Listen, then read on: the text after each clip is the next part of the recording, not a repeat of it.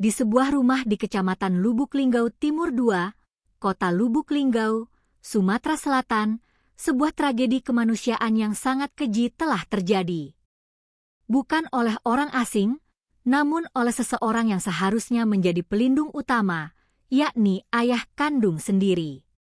Seorang pria berinisial Sa, berusia 49 tahun, telah ditangkap oleh pihak kepolisian setelah terungkap melakukan tindakan asusila yang tak termaafkan terhadap putri kandungnya.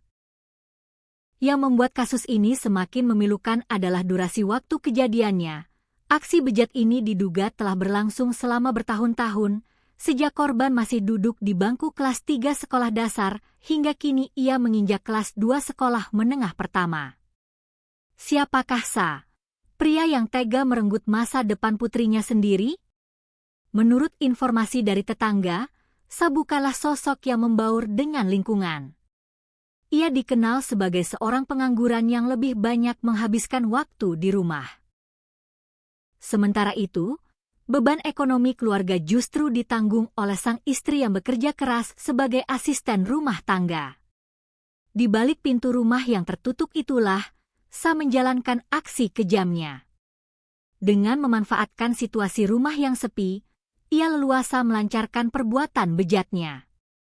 Tak hanya itu, untuk memastikan aksinya tetap menjadi rahasia, pelaku diduga kuat kerap melontarkan ancaman kepada korban agar tidak berani bercerita kepada siapapun.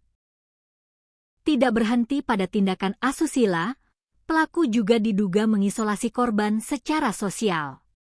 Korban dilarang bermain dan tidak diperbolehkan pergi ke rumah saudaranya sendiri. Segala alasan digunakan Sa untuk memastikan putrinya tetap berada dalam kendalinya di dalam rumah. Warga sekitar sebenarnya sempat menaruh curiga melihat perubahan perilaku korban yang menjadi sangat tertutup. Bahkan, pihak keluarga sempat merasa curiga dan melakukan visum di masa lalu. Namun, karena hasil saat itu dianggap belum cukup sebagai bukti hukum, langkah pelaporan pun urung dilakukan. Keadaan inilah yang diduga membuat Sa semakin merasa di atas angin dan terus mengulangi perbuatannya. Namun, pada akhirnya, ketabahan korban mencapai batasnya. Pada Kamis, 18 Juni 2026, korban yang sudah tidak sanggup lagi memendam trauma mendalam ini memutuskan untuk jujur kepada gurunya di sekolah. Pengakuan yang ia sampaikan menjadi titik balik bagi hidupnya dan menjadi kunci bagi pihak kepolisian untuk membongkar kejahatan ini. Kasat Reskrim Polres Lubuk Linggau, AKP M. Kurniawan Aswar, menegaskan bahwa laporan tersebut segera ditindaklanjuti hingga akhirnya Sa berhasil diamankan dan kini harus mempertanggungjawabkan perbuatannya di mata hukum. Kini, Sa terancam hukuman berat hingga 20 tahun penjara.